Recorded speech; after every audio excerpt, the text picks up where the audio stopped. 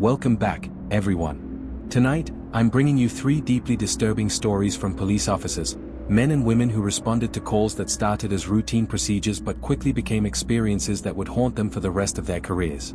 These aren't fictional police procedurals or exaggerated stories from the internet. These are real accounts from real officers who walked into situations that challenged everything they thought they knew about human nature, about safety, and about the darkness that can exist behind closed doors in seemingly normal neighborhoods. Before we dive in, I want to know, do you have respect for the work police officers do? Have you ever wondered what they encounter during those late-night shifts when most of us are safely asleep in our beds? Drop a comment and share your thoughts. Because what you're about to hear will make you realize that sometimes, the most terrifying calls aren't the ones involving obvious danger, they're the ones that seem normal until they are not. These officers walked into homes, basements, and dark situations not knowing what they'd find. And what they discovered changed them forever. Alright, let's begin. And remember, every word of these stories is true. Story 1, The Figure in the Hallway. I've been a K9 handler for almost 9 years now. My partner is a 4-year-old German Shepherd named Rex. He's trained in tracking and narcotics detection, and he's as solid as they come. I've taken Rex into abandoned warehouses where homeless encampments had become drug dens. I've taken him into condemned houses where the floors were so rotted you could see through to the basement. I've taken him into dense woods at night searching for missing persons. And through all of it, every single deployment, he's been steady, focused, professional. Rex doesn't spook easily. That's what makes him an exceptional police dog. I've seen him track armed suspects through dangerous terrain without hesitation. I've watched him enter buildings that made even veteran officers nervous, and he's never once shown fear or refused a command. That's why what happened that night stuck with me so profoundly. Because Rex was terrified. And I'd never seen him like that before in our entire partnership. We got called in around 11:30 p.m. to assist patrol with a house search. Officers had attempted to stop a male suspect a few blocks away for questioning regarding a reported assault. When they approached him, he bolted. They chased him through several backyards before losing sight of him near a specific property on Maple Street. When patrol checked the area, they found a side gate to the yard standing open and the back door of the house unlocked. Neighbors had also reported hearing what sounded like a violent struggle in the backyard maybe 10 minutes before officers arrived, shouting, something heavy hitting the ground or a fence, then silence. Patrol officers swept the first floor but weren't comfortable calling it clear. The layout was confusing, with lots of rooms and closets, and they had a strong feeling the suspect had forced his way inside and was hiding somewhere in the house. That's when they called for Rex and me. We arrived about 20 minutes after the initial pursuit ended. The house was a 2-story colonial in a quiet subdivision, the kind of neighborhood where people know their neighbors, where kids ride bikes in the street, where nothing bad is supposed to happen. There were no signs of forced entry from the front. Everything looked normal from the outside, porch light on, lawn neatly maintained, newspapers stacked on the porch indicating the owners were probably out of town. The officers on scene briefed me quickly. They told me they'd cleared the first floor but couldn't shake the feeling that someone was still inside. The suspect had vanished within yards of this house, and with the open gate and unlocked door, it was the most logical place for him to hide. I put Rex on a short leash and gave him the search command. He pulled forward immediately, nose down, moving from room to room on the first floor with purpose and focus. Living room, clear. Kitchen, clear. Laundry room, clear. Dining room, clear. Rex was working perfectly, checking corners, sniffing under furniture, doing exactly what he'd been trained to do. We moved upstairs. The second floor had a narrow hallway with 3 bedrooms and a bathroom. There was no fresh air circulating up there, no breeze from open windows. Everything was closed up tight, stuffy. The neighbor had mentioned the owners were on vacation, which explained the stale atmosphere. Rex and I went into the first bedroom, clear. Then the second bedroom, also clear. Standard procedure, everything by the book. Then Rex pulled toward the bathroom at the end of the hall. I let him lead, trusting his nose and his instincts completely. The bathroom was small and appeared clean at first glance. Nothing obviously out of place. A few toiletries on the counter, a shower curtain drawn closed, standard fixtures. Rex sniffed around the edge of the vanity, checked the floor near the toilet, investigated the shower. Then he moved back toward the doorway. That's when he froze. His ears went forward, that alert posture that means he's detected something significant. His entire body went rigid, muscles tense like coiled springs. And then he started growling. Low and continuous, a sound I'd heard him make before when he sensed a genuine threat. But he wasn't growling at anything in the bathroom. He was staring out into the hallway, locked onto something I couldn't see from where I was standing. Then the growls turned to barks. Loud, aggressive barks. Rex was staring down the hallway, fixated on something at the far end, and his reaction was unlike anything I'd seen from him in 9 years of partnership. I stepped backward out of the bathroom with him, my hand instinctively moving to my weapon. "What is it, boy?" I said quietly, following his line of sight down the hallway. That's when I saw it. At the very end of the hallway, near the last bedroom door, there was a figure. A tall, dark, completely motionless figure standing in the shadows. At first, my brain tried to categorize it as one of the officers from downstairs. But it looked wrong. Too tall, too still, too dark. The figure was just standing there, not moving at all, facing in our direction. It definitely didn't look like any of the officers I'd seen at the scene. They were all in uniform with reflective patches. This figure was wearing something dark and formless, and it was completely silent and motionless. Plus, if it was one of our guys, they would have announced themselves immediately. That's basic protocol. You don't stand silently in dark hallways when another officer is conducting a search. I identified myself clearly. "Police. There's a K9 with me. Identify yourself." No response. The figure didn't move, didn't speak, didn't react at all. "Who is that?" I called out louder, my voice sharper now. "Identify yourself immediately." Still nothing. Just that tall, dark shape standing perfectly still at the end of the hallway. And then Rex did something I'd never seen him do in our entire partnership. Something that made my blood run cold. He started pulling backward. Away from the figure. Away from the hallway. He didn't want to go forward. He wanted to get away from whatever he was seeing. Police dogs are trained to be aggressive, to pursue, to confront. They don't retreat. They don't back down. That's the entire point of their training. But Rex was terrified. I tried to move forward down the hallway, to approach the figure, to do my job. But Rex planted his feet and pulled backward with all his strength, actually dragging me back a step. "Rex, heel." I commanded. But he wouldn't obey. He just kept pulling, kept growling, his eyes never leaving that figure at the end of the hall.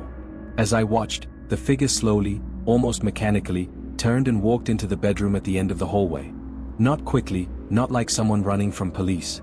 Just a slow, deliberate turn, and then it disappeared through the doorway.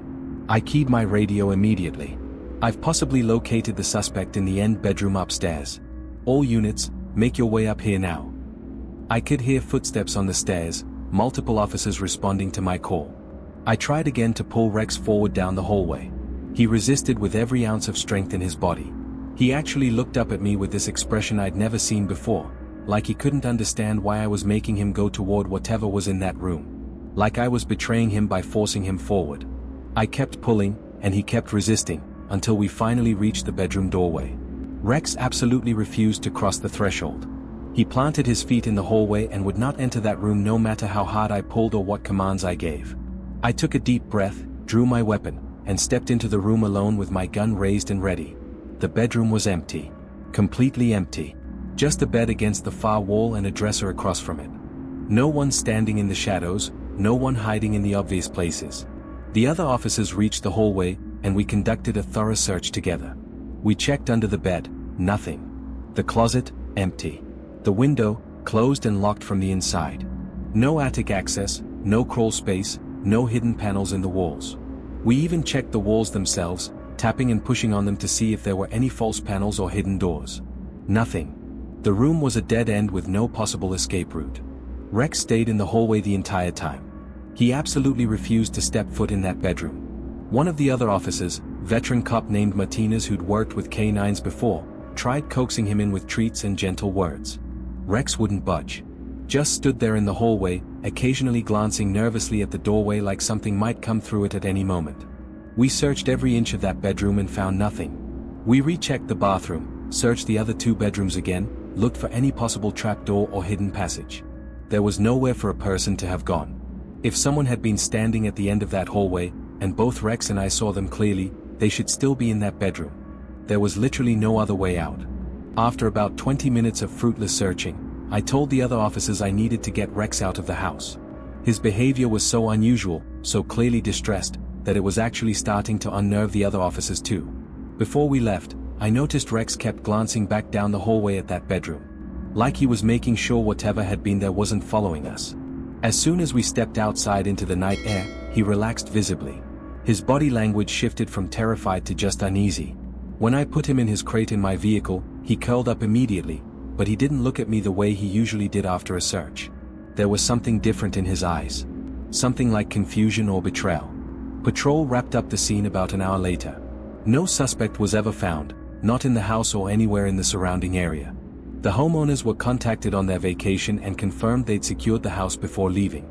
No explanation was ever given for the open gate or unlocked door. Maybe the suspect had used the backyard as a temporary hiding spot before moving on. Maybe a neighbor forgot to close the gate after checking on the house. We'll never know. I've replayed that moment thousands of times in my head over the years since it happened.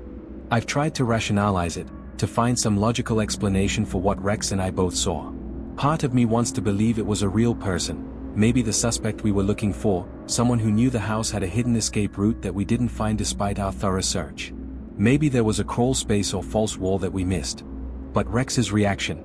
I can't explain that away. His tracked armed suspects without hesitation. His entered buildings that were actively on fire. His confronted dangerous dogs, aggressive suspects, every kind of threat you can imagine. His never been afraid. Never refused to follow a command. Never tried to retreat. Whatever he saw or sensed in that hallway scared him more than anything else has ever encountered. And I trust that dog more than I trust my own instincts. Some people I've told this story to suggest that what we saw was a ghost. That the house was haunted. I don't know if I believe in that kind of thing. I'm a practical person. I've worked in law enforcement long enough to know that most mysteries have logical explanations. But every once in a while, something happens that you just can't explain. Something that doesn't fit into the neat categories of solved or unsolved. Rex has never reacted like that before or since. He's gone on to have a distinguished career, hundreds of successful searches, multiple apprehensions. He's a professional in every sense of the word. But if you ever try to get him to go back to that house, and I know because we drove past it once about 6 months later, he immediately starts whining and trying to move to the back of the vehicle, as far from that house as possible. Just about everyone in my department has at least one unexplainable call in their career. One night where something happened that doesn't quite make sense, that doesn't fit into the training or the procedures or the logic we rely on. This was mine. And I'll never forget the look in Rex's eyes that night, the absolute terror in an animal that I've never seen scared of anything else. Whatever was standing at the end of that hallway, whether it was human or something else entirely, it was wrong enough that a highly trained police dog recognized it as a threat beyond anything he'd been prepared for. And sometimes, I think that's the scariest part. Not knowing what it was. Just knowing that it was there, and that it was wrong in a way that transcended normal fear. Story 2, The Voice Like a Child. When I turned 21, I joined the police force in a small, remote town that I won't name for privacy and professional reasons. The department was desperately short-staffed, rural departments often are, and I was a young father who needed steady income and benefits for my growing family. The timing was absolutely perfect. They needed officers, I needed a job, everyone won. Simple as that. Because I was a rookie, fresh out of the academy with zero real-world experience, they naturally assigned me to the night shift. The shift ran from 6 p.m. to 6 a.m., a full 12 hours of patrolling dark streets in a town where nothing much ever happened. The veteran guys at the station would tease me about my hours, saying I always got stuck with the crummiest shifts, the ones nobody wanted. But honestly, I didn't mind at all. I've always been a night owl. Even as a kid, I'd stay up reading or playing video games until 2 o'clock or 3 a.m. if my parents would let me. So working nights actually suited my natural rhythms. Most nights were routine and even a bit boring. I'd bust people for speeding, usually teenagers driving too fast on empty country roads. I'd pull over the occasional drunk driver leaving the one bar in town. I'd respond to noise complaints from neighbors who went to bed at 9 p.m. and couldn't stand hearing music at 10 o'clock. The rest of the time, I'd park somewhere central and just listen to podcasts or audiobooks while monitoring the radio. In a weird way, it was actually kind of relaxing, like getting paid to sit in your car and listen to entertainment while occasionally doing actual police work. After about a year in the department, something happened one night that changed everything. Changed how I viewed my job, how I viewed that town, and how I viewed the capacity for human evil. A severe thunderstorm rolled into town around midnight. One of those summer storms that comes seemingly out of nowhere with torrential rain, lightning that turns night into day for split seconds, and thunder that rattles windows. The storm caused major power outages across half the town. Street lights went dark. Traffic signals stopped working. People's homes went black. With flooding starting to close down major roads and the potential for accident reports, I positioned my cruiser in a central parking lot where I'd have good access to most of the main streets. Around 2 a.m., our dispatcher Claire came over the radio. Her voice had that particular tone that immediately gets your attention, not quite panic, but definitely urgency. She reported that someone who sounded like an adult male had called 911 claiming to have been kidnapped. The caller said they were being held captive inside someone's home somewhere in town. Then, mid-sentence, the call ended abruptly. When dispatch tried to redial the number, no one answered. My cruiser had a built-in computer display that showed all the call details: address, caller information, GPS coordinates. I pulled up the location immediately. Based on the address, I was only about 10 minutes away. I was probably the closest officer available. I radioed in that I'd respond and requested backup. Another newer officer named Chris, who joined the department about 6 months after me, came over the radio and said he could be on location in 5 minutes. Then Claire came back on the radio. She paused for a few seconds. I could hear the static in her breathing, before she said something that made my stomach drop. The caller sounded like they were digitally altering their voice somehow. They sounded like a young girl. A child. Officers should proceed with extreme caution. She used those exact words, like a young girl. All of us at the station were pretty close. We looked out for each other. We felt genuine concern for each other's safety. So when Claire said that, when I heard the worry in her voice, I knew this wasn't going to be a standard call. I radioed back acknowledging her warning and drove toward the address, my mind already running through worst-case scenarios. When I turned into the neighborhood, I immediately noticed that every single street light was out. The entire block had lost power in the storm. That meant we'd have extremely low visibility, which automatically made the situation more dangerous. I followed my GPS to the end of the street where the house was located. Chris's cruiser was already there, idling in front of the property. He'd beaten me by maybe a minute. I pulled up next to him and rolled down my window. Rain was coming down in sheets, so loud we had to raise our voices to hear each other. Chris gestured toward the house and said something about its condition. I looked at the property and immediately understood what he meant. The grass was knee-high, completely overgrown. Wild bushes had grown up in front of several windows, blocking them from view. The roof was visibly damaged, dented in several places, missing shingles, sagging slightly in the middle. The house looked abandoned. Like no one had lived there or maintained it in years. This immediately sent alarm bells ringing in my head. You can tell a lot about someone's mental state by how they treat their living space. When someone lets their property deteriorate this badly, it usually indicates severe depression, mental illness, substance abuse, or worse. "I'll take the lead," I told Chris, even though my heart was already pounding. We both stepped out of our cruisers into the pouring rain. We opened our umbrellas, though they did almost nothing against the horizontal rain, and followed a waterlogged path through the overgrown yard toward the front door. Chris clicked on his flashlight as we approached. Whenever you have a second officer present during an investigation, their primary job is to protect the lead officer. They watch the suspect's body language, monitor for threats, keep their weapon ready in case things go south. Chris was the perfect backup because he was observant and calm under pressure. That allowed me to focus entirely on the suspect's story and determining whether I was hearing the truth or being lied to. When we reached the door, I knocked loudly, 3 sharp raps that echoed despite the rain. Then we stood there in the downpour, listening for movement inside. After a few seconds, we heard footsteps. Slow, shuffling footsteps approaching the door from inside. Then they stopped right on the other side.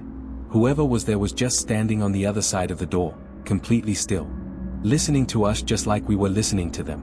A feeling came over me, that uncomfortable sensation of being watched. I let my gaze drift slowly to the peephole in the door. As soon as I focused on it, I saw a distorted shape pull back quickly. Like whoever had been looking through the peephole had just jerked their head away when they realized I was looking back. "Police department," I called out firmly. "Would like to ask you some questions. Please open the door." Silence. Complete stillness from inside the house. "Sir, we received a 911 call from this address. We need to speak with you. Please open the door." The person on the other side seemed to be thinking, deciding what to do. Then, slowly, I heard the lock turn. The door creaked open, but only about a foot. Just wide enough for someone to peer out. A man looked out at us through the gap. He appeared to be in his early 30s, overweight, balding, wearing thick-rimmed glasses that were slightly crooked on his face. I took one look into his eyes and knew immediately that he was hiding something. There was guilt there. Fear. Deception. "We received a 911 call from this address," I said clearly. "Someone reported being kidnapped. Do you know anything about that?" The man's expression shifted to confusion, but it felt performed, not genuine. "Oh, that must have been a pocket dial. Sorry about that. My phone's been acting weird." "If it was a pocket dial," I said slowly, "how do you explain the voice on the call?" The caller said they were being held captive. For just a split second, the man's eyes shifted away from mine. Then he said, "I don't know anything about a voice. It must have been my TV or something. I was watching a movie." "Is there anyone else in the house?" I asked. "No," he said quickly. Too quickly. "I live alone. For safety reasons, we need to come inside and have a look around," I told him. His jaw tightened. "Not without a warrant." I expected that response. But these days, a warrant can be obtained remarkably quickly, especially for emergency situations. I went back to my cruiser, called dispatch, and requested communication with the on-call magistrate, the judge who handles after-hours warrant requests. Within 5 minutes, Claire came back over the radio and told me the judge had approved a telephonic warrant. It had been emailed to the department and forwarded to my in-car computer. I pulled up the warrant, printed a copy from my mobile printer, and walked back to the door through the rain. "We have a warrant," I said, showing him the document. "You need to let us inside. Now." The man's hands were visibly shaking as he reluctantly pulled the door open wider. The smell hit me immediately. A putrid, overwhelming stench of garbage, body odor, and something else I couldn't quite identify. Something organic and deeply wrong. I clicked on my flashlight, the power was out here too, and stepped inside cautiously. The layout was simple. A hallway straight ahead, and a room immediately to my right. I shined my light into the right-hand room and saw what appeared to be a living room. It was absolutely disgusting. Piles of clothes covered every surface. Stacks of dirty dishes, some with food still on them, molding and covered in flies, were scattered across the floor. Cockroaches were literally crawling over everything, unbothered by our presence. A filthy couch sat at an angle against one wall, and the carpet was stained with God knows what. This was clearly where the man spent most of his time. This was his living space. I'd seen living conditions like this before in drug cases and hoarding situations. When people get that deep into addiction or mental illness, they stop caring about basic hygiene and sanitation. When I turned back to look at the man, he shifted uncomfortably, avoiding eye contact. I made a mental note to search for drug paraphernalia once I'd confirmed the house was safe and no one was in immediate danger. I started toward the hallway, and my foot struck something on the floor. I looked down and shined my light on it. It was a pink Barbie dollhouse. One of those large, elaborate ones with multiple rooms and tiny plastic furniture. I recognized it immediately because I'd bought the exact same one for my daughter last Christmas. Same design, same color scheme, same little furniture pieces. "Do you have kids?" I asked, turning to look at the man. "No," he said quickly. "But sometimes my nieces come over to visit, so I keep some toys around for them." Chris and I exchanged a look. We both knew that was complete bullshit. No mother in her right mind would allow children into this environment. The place was a health hazard, practically condemned. "This is your last chance," I said, my voice harder now. "Is there anyone else in this house? Anyone at all?" "No," he insisted, his voice shaking. "There's no one here but me. I swear." I started down the hallway without another word. Behind me, I heard the man start to follow, saying nervously, "There's nothing down there. You don't need to." Chris grabbed him by the arm and pulled him back. "Stay here," Chris ordered firmly. The hallway had 2 open doors on either side and a closed door at the far end, probably leading to a basement. I looked into the first room on the right, scanning slowly with my flashlight. More children's toys scattered across the floor. Stuffed animals, dolls, building blocks. And there were diapers, packages of disposable diapers stacked in the corner. But what really disturbed me was something in the corner of the room. In the dim light from my flashlight, I saw a large dark shape hunched over in a rocking chair. My hand went to my weapon immediately, my heart racing. Then I realized a second later that it was a doll. An enormous, life-size doll, sagging forward in the chair with its head down. The shock of that image, thinking for just a moment that it was a real person, made me lean against the door frame to catch my breath. But as I looked more closely, I saw that the doll was dressed in women's clothing. a blouse, jeans, even jewelry around its neck. On the bed next to the rocking chair, more women's clothes were folded into neat, organized piles. Each pile was separated by color, blues together, reds together, whites together. Meanwhile, the rest of the house was absolutely filthy. But this room, with its organized clothes and carefully positioned doll, showed a level of care and attention that was deeply unsettling. All clear, I called back to Chris, though my voice didn't sound quite right even to my own ears. I moved to the second bedroom. This one was mostly empty, just a bare mattress on the floor and more trash. Then I reached the final door at the end of the hallway. From behind me, the man suddenly called out, "Actually, why don't we check upstairs instead? There's really nothing in the basement worth looking at." I heard Chris tell him firmly to stay still and stop talking. The more I moved toward this basement door, the more agitated the man became. He was practically begging us to stop, to leave, to check somewhere else instead. Which told me exactly where I needed to go. I reached for the door handle, twisted it, and pulled the door open. It squealed loudly on rusted hinges that clearly hadn't been oiled in years. A set of steep wooden stairs descended into pitch blackness. I shined my light down and could only see the landing at the bottom. The rest of the basement was too dark to make out. From somewhere deep in that darkness, I heard something. A rattling sound. Metal scraping against something. I heard movement. I called back to Chris. "Someone's down there." Behind me, the man started apologizing over and over, his voice rising in pitch.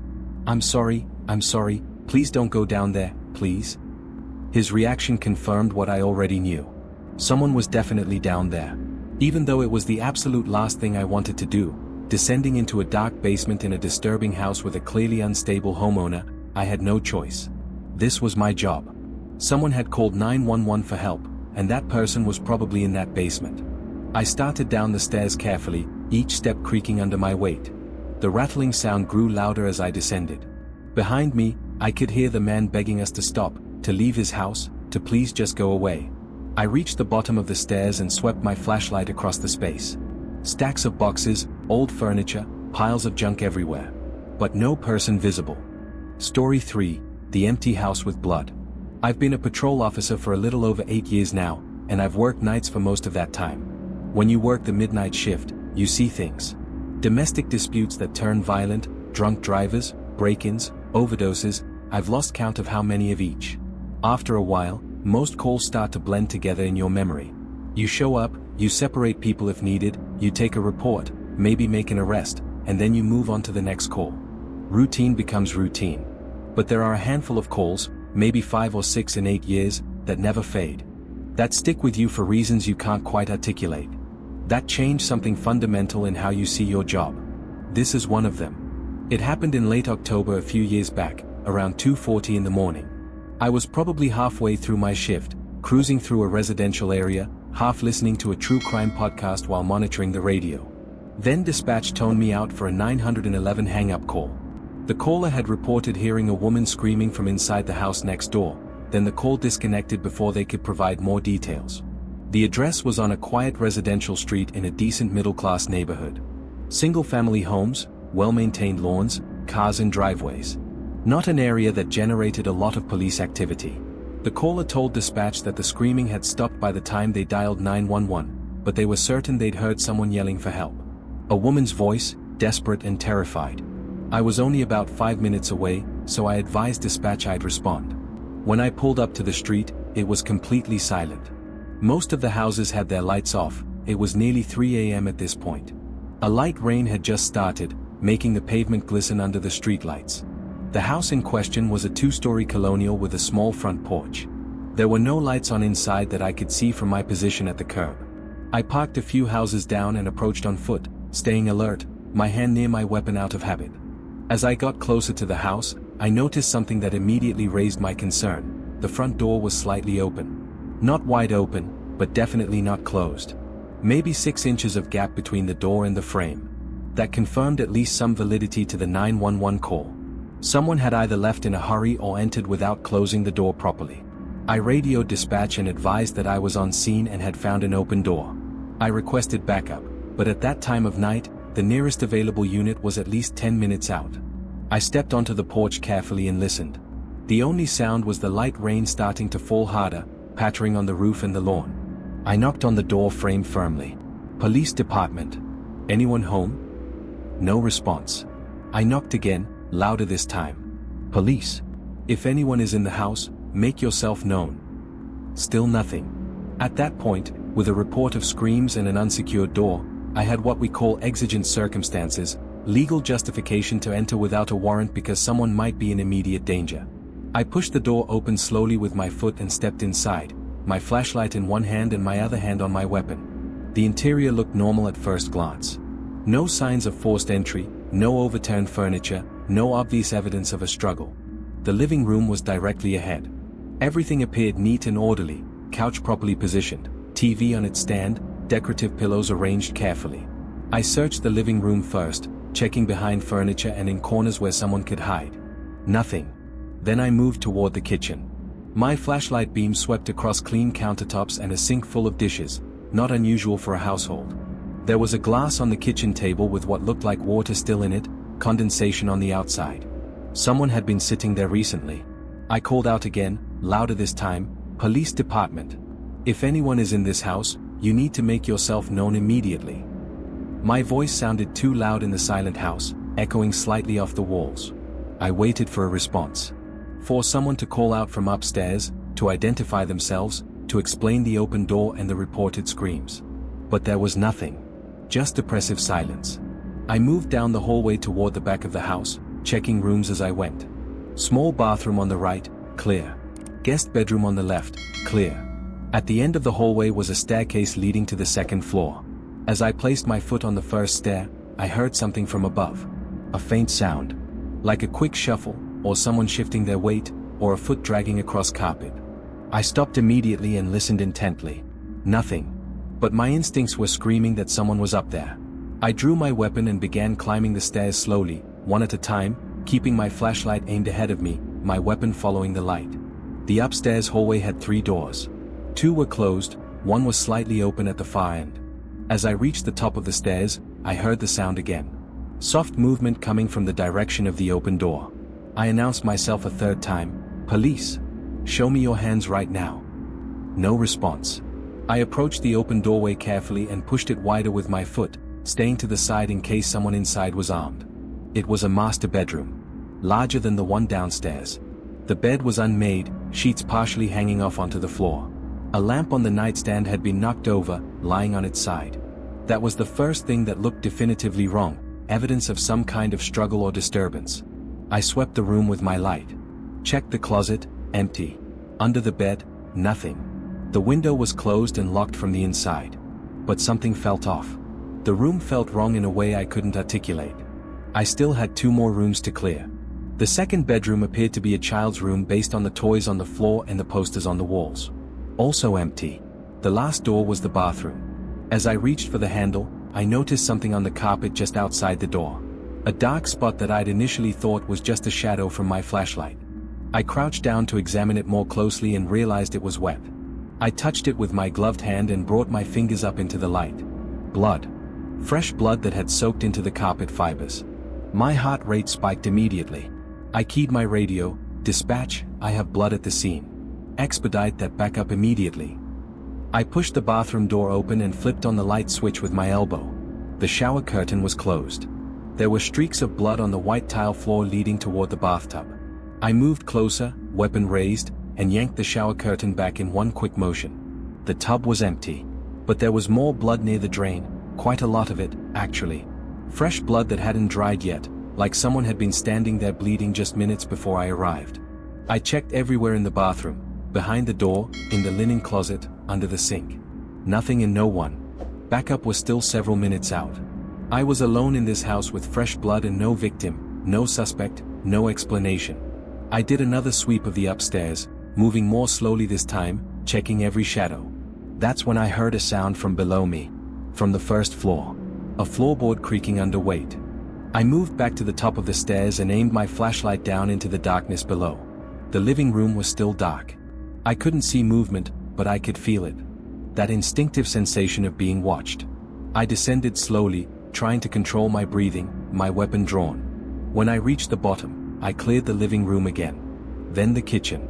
That's when I noticed something I'd somehow missed on my first pass. a door near the refrigerator that I'd assumed was a pantry. It was now standing slightly open. I was almost certain it had been closed when I'd first checked the kitchen. I approached it cautiously and pulled it open wider. It wasn't a pantry. It was a narrow staircase leading down to a basement. There was a light switch at the top.